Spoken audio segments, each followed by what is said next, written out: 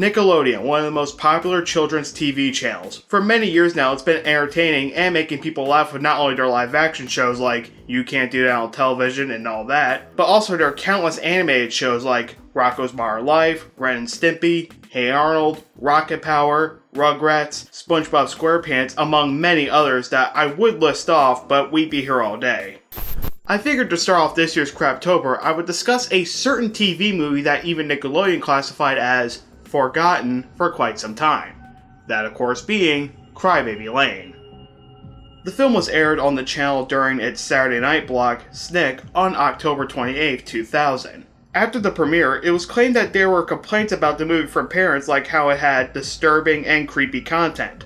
Which kinda doesn't make any sense when you think about it, because let's not forget that Nick had its share of spooks with the anthology series Are You Afraid of the Dark, which premiered 10 years prior to Crybaby Lane. And you're telling me that nobody was complaining about some of the creepy stuff that happened in that show? Of course this is coming from someone who didn't grow up during that time and was born at the very tail end of the 90s. But I would expect that there would have been reruns of the first generation while the second generation of that show was going on at the same time. And yet no self-righteous soccer moms were complaining about this? Hi, Andy. Won't you come play with me? Oh, don't stop now, son. You're almost here. What's the matter, Andy? Don't you want to have some fun? Thank God Twitter wasn't a thing back then, because this would have had some dumbass hashtag trending at #1 for some reason. But I'm getting sidetracked now. After the one-night-only premiere and the complaints, the film just vanished. Even Nickelodeon themselves denied its existence, to the point where they said they were not responsible for the airing and that they didn't own the movie. This ensured the launch of several fan sites in the early 2000s where people could talk about the film's existence. And of course, when contacted, Nickelodeon still denied any existence of the film, and some of the workers there saying that it was just a myth. But there was an overwhelming amount of evidence gathered by people, even those who recall seeing the movie that night. Hell, there were even promos on the channel for the film, so it must have existed. It wasn't until August of 2011, a user on Reddit under the name Fire Salad Peach stated that she had a bootleg VHS of the movie that she recorded on the night of its original premiere. She later released the film on not only a file-sharing website, but also on YouTube, attracting hundreds of viewers. With the sudden spike of popularity the Reddit trend had gathered, it apparently prompted T-Nick to re-air the film on Halloween of 2011, where they proclaimed in advertising that it was Nickelodeon's dark secret, so scary that it was banned from TV. But most importantly, this re-airing finally revealed that Nickelodeon had the movie all along.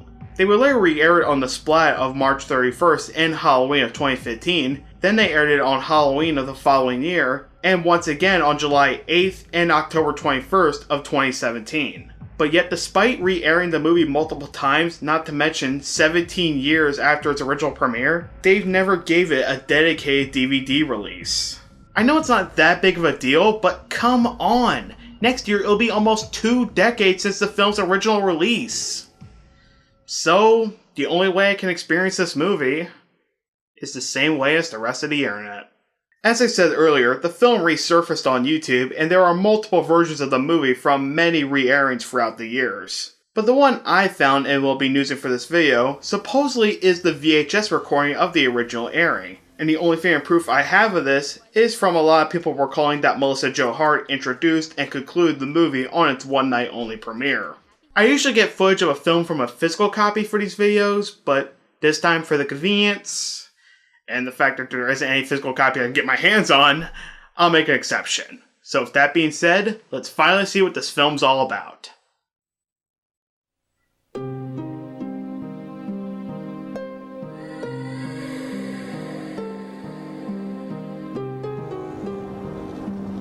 The film starts with this creepy narration about how there was this mother that gave birth to conjoined twins, and because of that, the father locked them away in the attic.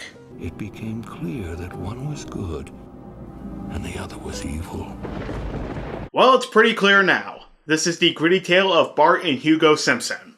Now it happened that one of the twins fell ill, and because they shared the same liver, the illness quickly spread and they both perished. See, parents? This is what happens when you don't vaccinate your kids. Not wanting to expose his shame, the farmer decided to unjoin the bodies and bury only the good son in the town cemetery. He buried the evil son in a fallow field at the end of an old dirt road called Cry Baby Lane. Because legend has it, anyone caught out there at night on that desolate road can hear the cries of the evil child. Nah, I think that's just from a kid who got killed playing Fortnite. This spooky tale is being told by an undertaker named Bennett, played by Frank Langella, who's telling it to Andrew and his older brother Carl. The former is sporting the Guptail 89 hairstyle. Let's hope he doesn't bring up Sonic's Hot Chick Heaven. They get back home after spending time with Bennett, as we see Andrew starting to have nightmares from the story about Crybaby Lane.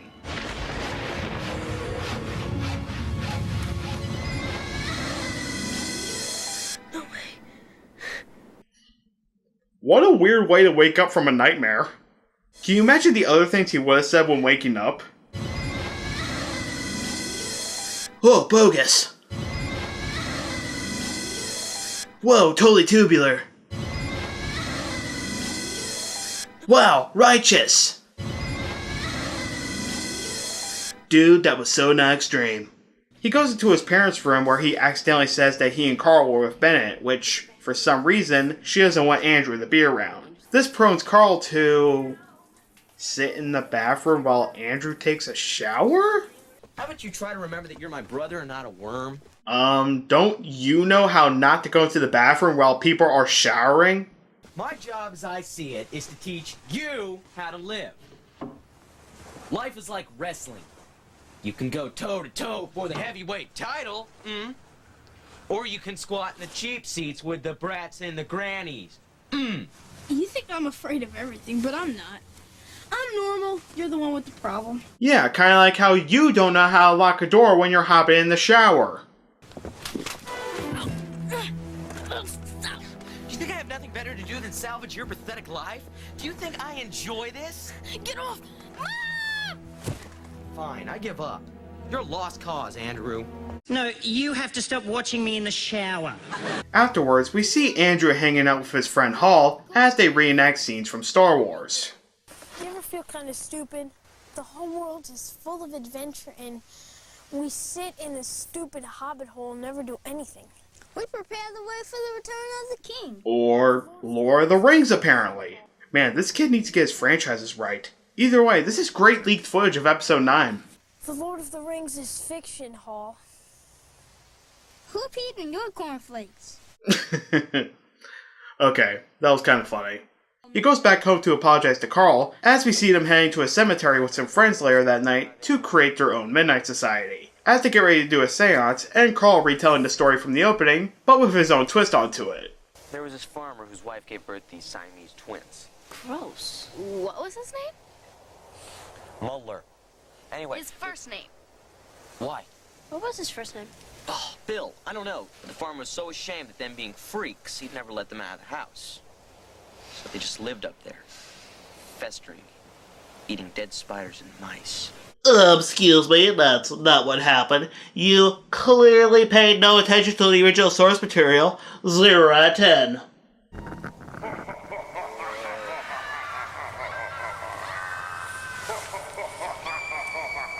What was that? Where? Don't you see it? Carl, stop it!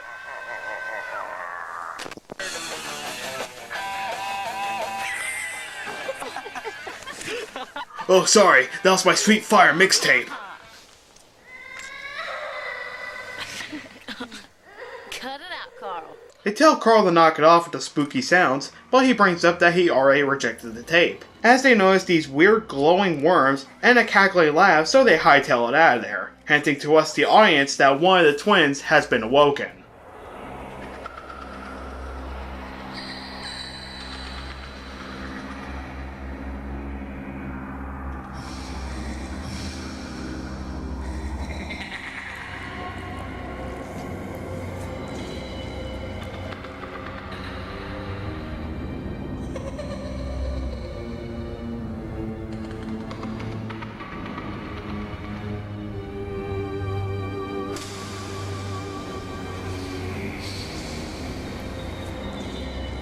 Oh, it was just the 1 hour of royalty-free Halloween spooky sounds and laughing I had playing.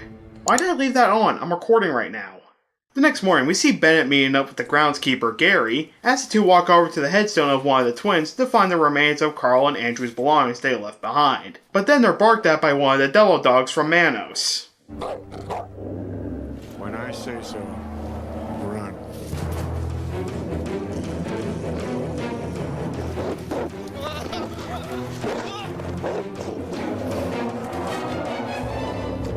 Nope, I'm out of here. Not my problem. They both manage to get out of there, as Bennett helps Gary with his invisible injuries. At first, I thought the dog bit him a few times on the leg, but my second guess is that he probably sprained his ankle from running away. Later on, he goes over and tries to talk to Carl and Andrew, but their mother shuts that down real fast. Also, we find out the real reason on why the mother has a dislike in the Bennett. I guess you're really upset with me about your mom's funeral, huh? Well, look, it was an honest mistake, Anne. She wasn't presentable. Don't mess around with me, Ben. Yup, that's the reason. And don't get me wrong, it must suck for something to happen at a funeral of a loved one. But seeing how we don't get a more detailed explanation on this other than that she wasn't presentable, I'm just gonna say that it played out like this scene from Clerks. You knocked the casket over, for Christ's sake! I was just leaning on it. It was an accident. Like someone knocks a casket over on purpose? So the casket fell over. Big deal. Her fucking body fell out! Afterwards, Carl and Andrew plan to sneak out to see Bennett. On the way there, Carl decides that it would be a good idea to play chicken with a train.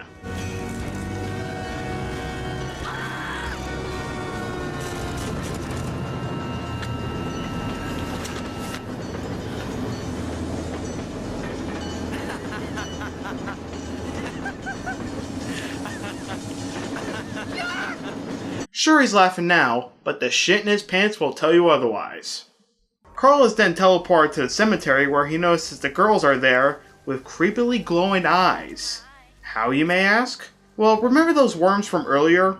Apparently these are from the evil twin, which he has to snack on and to lure people to him, with the only result is that they become possessed and makes them do evil things like throwing stuff at others who are driving by and playing mailbox baseball. Plus, he drags people underground like going through a pipe in Super Mario Bros. We're having fun. There's someone who wants to meet you. So Andrew and the now possessed Carl head to a barn and tells him to take off his clothes till he's only left in his underwear. Well, the scariest thing to happen is that the police will be knocking at my door at any moment now. The girls proceed to throw veggies at him as they go ahead and let a bull out. Andrew manages to escape at the last minute as he runs all over the town to the funeral home, where we see Bennett is finishing up preparations for a family, where the father is strangely played by stand-up comedian Jim Gaffigan. Let's just hope he doesn't get pulled over by the state trooper who will tell him to stop it right meow. Anyway, Andrew makes it to Bennett as he tells him more about the story and that there was a mishap that he forgot to mention. After the twins died and they were separated, there was a mistake. And? The bodies got put into the wrong graves. The good son was buried out in the field, and the evil one was put in the grave where you had your seance last night. I think you roused an evil spirit. Okay. How were the twins mixed up? I mean, I get that they were babies, but the farmer must have noticed the difference before they died, as in one was nice and kind-hearted, while the other was doing evil shit like picking up knives in a stabbing motion, making pentagrams, twisting his head around like Reagan from The Exorcist. You know, something to show a hint of being evil. Do I need to bring up Hugo and Bart again as an example? Anyway, Andrew's mother comes in and takes him home before Bennett can explain any more about the twins. Certainly doesn't help when a now possessed Hall comes in and knocks Bennett unconscious. Andrew is able to sneak out of the house again, this time by tricking Carl to think that he's in the shower. Wow, possessed or not, he still walks in on people in the bathroom. Andrew makes it back to the funeral home to see that Bennett is still knocked out. Mr. Bennett! Ben! Uncle Ben? Oh, so this is what Sony's gonna be doing with Spider-Man.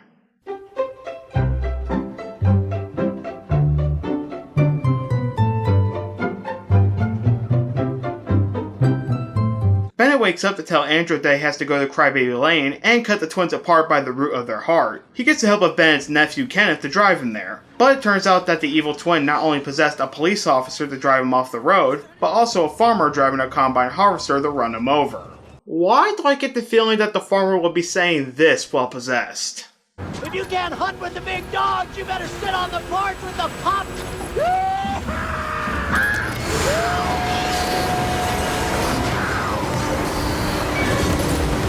It seems that Andrew is on his own at this point, as he's then cornered by the Children of the Corn.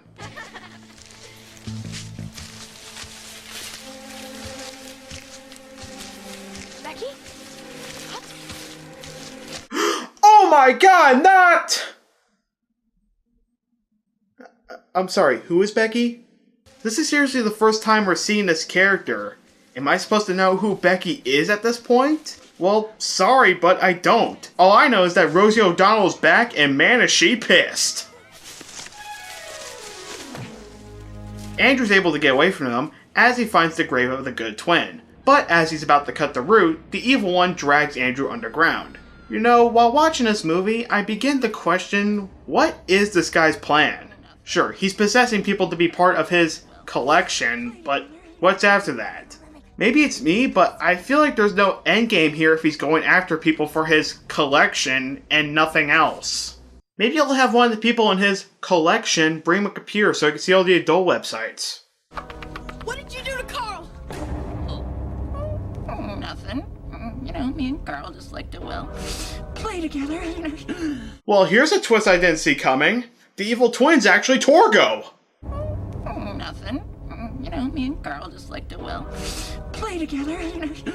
The master wants you, but he can't have you. Andrew's able to find the bones of the twins as he proceeds to cut the root that's literally connecting the hearts. But while doing that, the evil twin starts to shower dirt onto him, attempting to bury Andrew alive.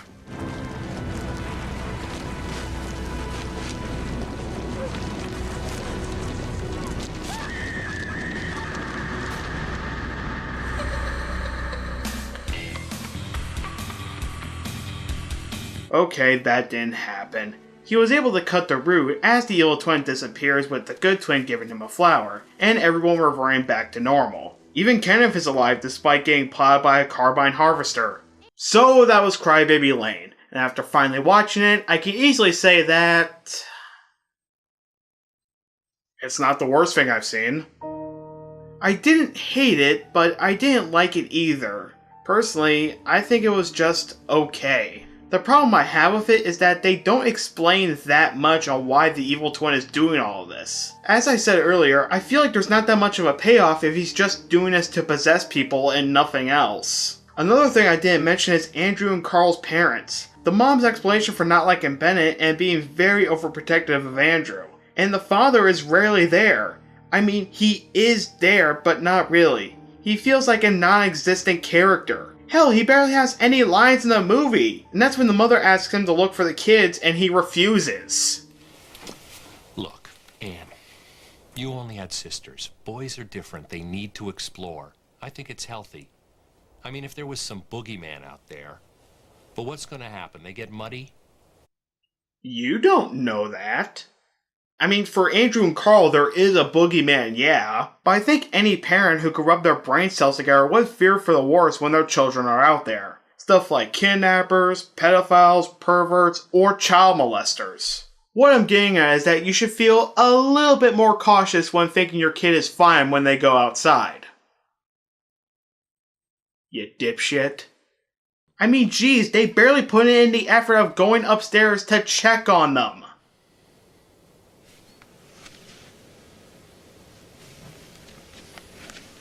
Feel like it. Best parents ever, or best parents of all time? Or two dumbasses, you pick. The only member of this family who apologizes and is nice to Andrew at the end is Carl. So at least there's a change for one character. But still, you gotta quit with the whole shower thing, dude. That's creepy. With that out of the way, there were some things in this that I did like. Sometimes there are those rare moments when it does get a touch disturbing, and some of the side characters are pretty fun to see, like Hall and Kenneth. He especially gave me a few laughs when watching the movie for this video. I driver's license? What?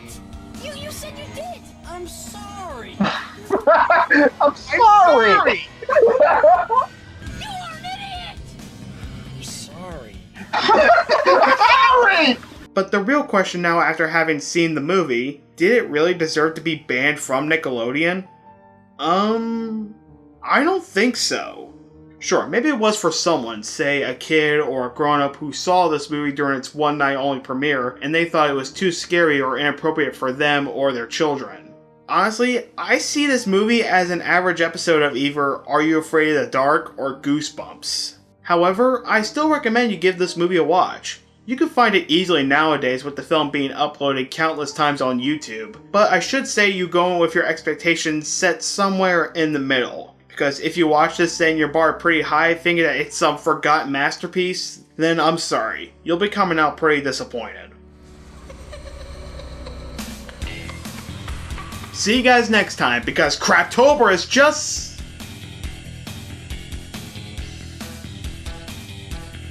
Oh yeah, that's one thing I forgot to bring up.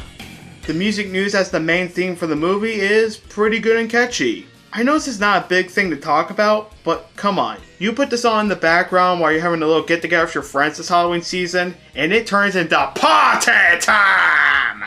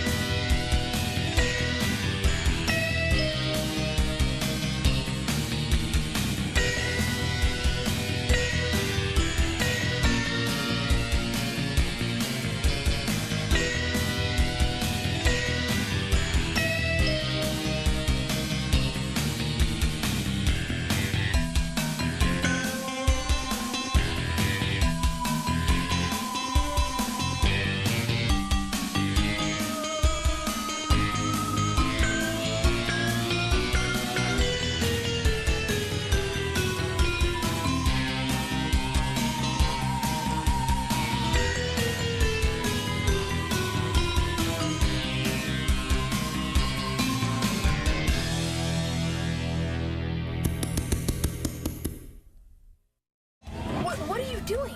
I don't have a driver's license. What? You said you did. I'm sorry.